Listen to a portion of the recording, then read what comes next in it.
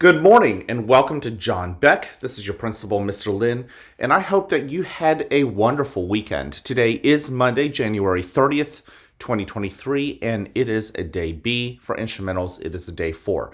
Now, before we kick off this wonderful day, I want to invite you, as I always do, to please stand and face the flag for the Pledge of Allegiance. I pledge allegiance to the flag of the United States of America and to the republic for which it stands, one nation, under God, indivisible, with liberty and justice for all. Thank you. Go ahead, take a seat. I'm so happy that you're here in school. The school was empty. And, it's not supposed to be empty. Schools are built to have kids, and I love that you guys are here. Hopefully at breakfast, you guys continue to be respectful and responsible and show that you're ready for the school day. Hopefully when you left the cafeteria, those of you guys who ate breakfast, you guys took the correct routes back to your classrooms, and hopefully you guys checked your volume and you guys were walking instead of running. And boys and girls, I know that our kids who are in the over at breakfast are doing a great job. I hope that we continue to transfer that over to lunch. Remember, we got even more kids in the cafeteria during lunch, but we can still work together and bring that volume down. All right, let's go over what our lunch choices are. Speaking of lunch, we've got 4 choices as always. Your first choice is a classic. Choice 1 is a grilled cheese sandwich with tomato soup. Choice 2 is the Warrior Munchie meal. Choice 3 is the lunchbox meal with turkey. That's for kindergarten through 2nd grade. And for 3rd through 6th grade, it's the turkey sandwich meal. And then last but not least, choice 4 is the sun butter sandwich. I got to tell you though, choice 1, grilled cheese sandwich. I used to always eat my grilled cheese and then eat my tomato soup. It wasn't until just a few years ago that I realized and I learned that some kids actually like to dunk and dip their grilled cheese into the tomato soup, which sounded weird to me, but then I tried it. It's actually pretty good. So just a thought if you hadn't tried it yet yourself.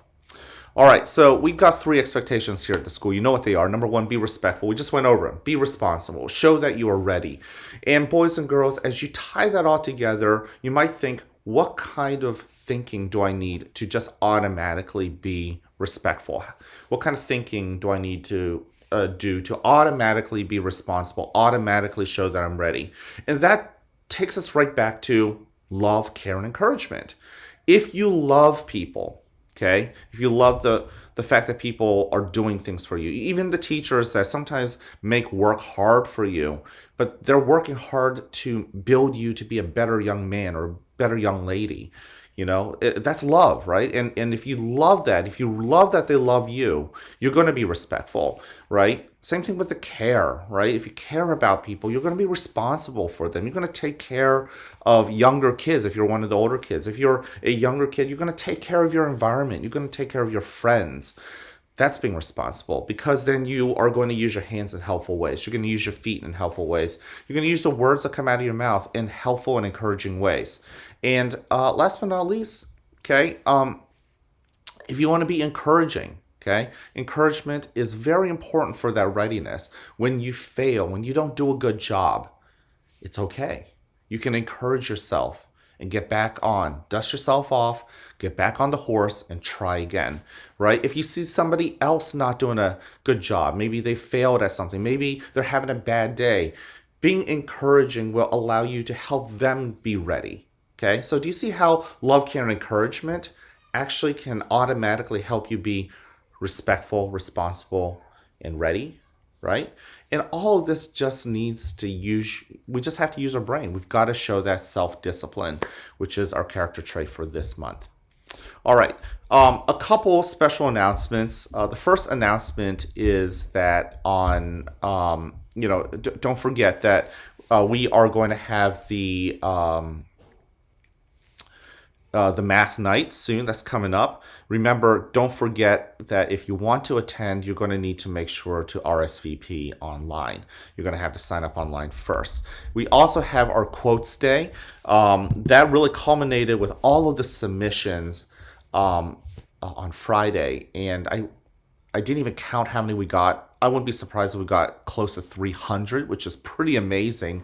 And I have to credit that we had about 8 of our amazing sixth graders come together after school last Friday. Shout out to you guys for helping to tape these quotes up on the walls in the hallways. So I'm still going to go around. I'll probably neaten some of that up, but really we couldn't have gotten those up in the hallways without them.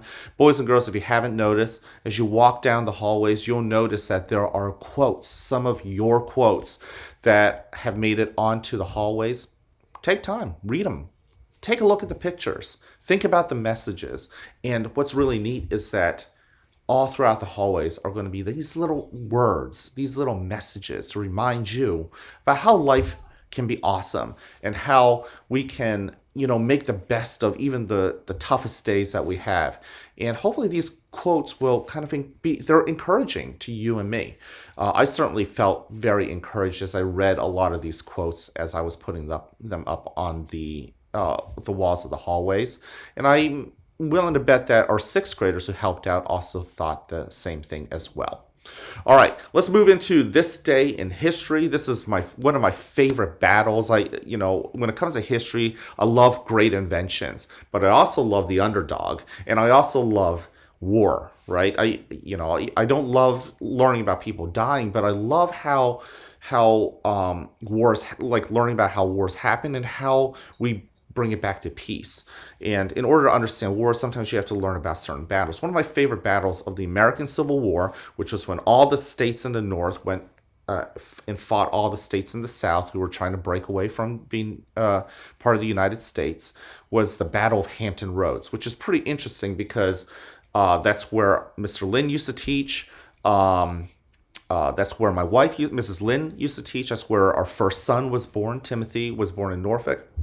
And right off the coast was the ocean, and a major battle took place there. Up until, the 1860s, all of the naval battleships that would fight each other were sailing ships. They were big wooden battleships, and they had cannons. They would just go up to each other, and they would just blast each other to smithereens. So over time, sailors were thinking about how can we make our ships withstand cannonballs. And if you're thinking, make them out of metal, you're correct. And if you look at naval warships nowadays, they are essentially made of metal. So the South, down in Virginia, the enemy to Abraham Lincoln in the United States, they had actually captured a United States Navy battleship. And the rumor had it that they were beginning to experiment by putting metal plates on them. At the same time, in the North, Pennsylvania, New York, this is Abraham Lincoln's country. We're trying to protect the United States. We were beginning to hear this rumor, and so we decided to create our own metal ship. And there were all these different great ideas, but the idea that really kind of captured a lot of people's imagination was one that almost, once it was floating in the water, looked like a raft, and in the middle had this cylinder with two guns that would stick out of it, two cannons, and it would swivel back and forth, kind of like a tank would, right? Basically, it looked like a tank on water, pretty flat. People made fun of it. In fact, the United States Navy started building it. The inventor, his name is Mr. Erickson, and it just didn't look like your normal ship back then. And people were even taking bets that once they built it and tested it on the water, it would sink. So all along, this seemed like a rumor, right? In the North, they just didn't know if for real this in the South they were actually doing this, until one day down in Virginia, when they were creating this rumored ship that was plated with metal, there was actually a guy who was working on the ship who actually was on the side of the North. Like, he was captured down there. He didn't really want to be working on this, but he snuck a message to a freed African American who used to be a slave, and she tucked the pictures and the drawings and the plans into her dress, and she made it all the way up past the enemy lines, and was able, as a spy, she was basically a spy, was able to secretly hand off all of the plans, proving the rumors were true, that the South, down in Virginia, indeed, down in Norfolk, they were building this ironclad ship. So up north, the United States Navy is like, okay, we really got to get this ship this tank ship ready to go. And so on this day, January 3rd, back in 1862, they completed the ship up north. It was called the USS Monitor, United States ship, the Monitor. And if it was up in New York, and they floated it. So a lot of people who thought it was going to sink, they definitely didn't win the bet. It definitely floated. And they spent the next month and a half tinkering on it, making it a little bit better. There were different things that they had to fix, make some adjustments so that it was ready for battle. In the meantime, down south in Norfolk, they had actually launched their ship. Their ship was called the USS Virginia. Sometimes, if you read the history books, you'll learn it's called the USS Merrimack. But officially, it was a CSS, a Confederate States ship of Virginia, and they actually floated to some United States Navy ships and started blowing them to bits. So in March, the United States Navy said, we got to send our Monitor. The one that got sent, that was released on January 30th back in 1862, it showed up down close to Norfolk, Virginia, and right as the other enemy metal-plated ship was about to finish off a sailing battleship, the Monitor showed up, and the two metal ships met each other in March of 1862, and they had an epic battle that lasted 4 hours in the middle of the ocean, and neither of them won because the cannonballs kept bouncing off of each other. The battle actually ended up being a tie. It was a draw, but the USS Monitor, the ship that we're celebrating today, was able to basically drive away the other ship. So technically speaking, you could say that the United States Navy kind of won that day because the other ship wasn't able to continue to sink the other Navy ships that were nearby. So pretty cool. One of my favorite battles in history. If you have family in the United States Navy, that's definitely one of those famous United States Navy battles. If you love great inventions, interesting, weird ships, and the underdog, people who were betting that this ship that we're celebrating today, USS Monitor, would sink. Well, that thing that looked like a tank floating in the water was pretty successful. The United States Navy ended up building a lot more, and that helped win the war in the end. All right, listen, if nobody else has told you this, I love you. I care about you. I'm here to encourage you. You guys know what to do. Go spread the word.